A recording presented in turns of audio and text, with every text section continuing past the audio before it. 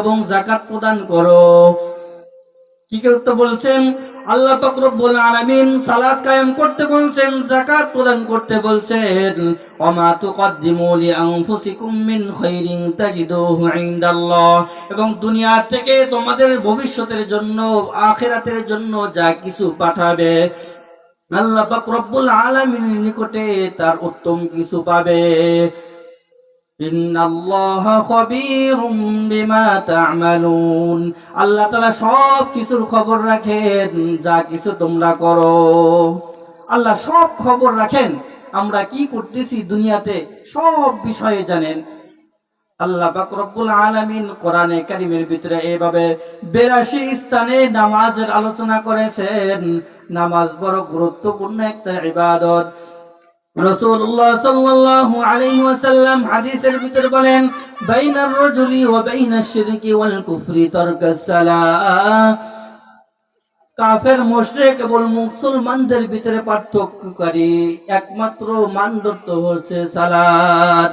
অর্থাৎ যে ব্যক্তি সালাত ত্যাগ করে ফেলে, সালাত কায়েম করে না, নামাজ ছেড়ে দেয়, এটা কোনো মুসলমানের কাজ নয়, এটা হলো কাফের মুশরিকদের কাজ। কারণ হলো কাফের মুশরিকরা নামাজ পড়ে না, আর মুসলমান জাতি কখনো নামাজ ছাড়ে না। কাফের আর মুশরিক আর মুসলমানদের ভিতরে পার্থক্যকারী হলো একমাত্র সালাত। মুসলমান কখনো সালাত ছেড়ে দিতে পারে না।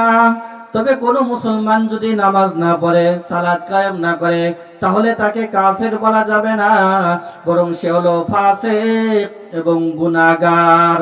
কিন্তু মুসলমান ওই সময়ই কাফের হয়ে যাবে যখন নামাজ নিয়ে কটূক্তি করবে, হাসি ঠাট্টা করবে, নামাজকে অস্বীকার করবে।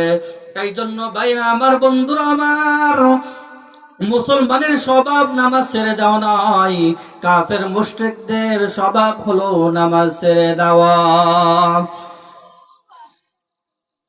হযরত আলী রাদিয়াল্লাহু তাআলা আনহু থেকে বর্ণিত, রাসূলুল্লাহ সাল্লাল্লাহু আলাইহি ওয়াসাল্লাম মৃত্যু শয্যায় যখন জীবনের শেষ নিঃশ্বাস ত্যাগ করেন, তখন হযরত রাসূল করিম সাল্লাল্লাহু আলাইহি ওয়াসাল্লাম তিনি তেনার কলিজার টুকরা ফাতেমা রাদিয়াল্লাহু তাআলা আনহার কথা বলেন নাই, প্রিয় নাতি হাসান হুসাইনের কথা বলেন নাই, বরং বলেছেন সালাত as-সালাত as-সালাত ওয়া মা মালাকাত আইমানুকুম।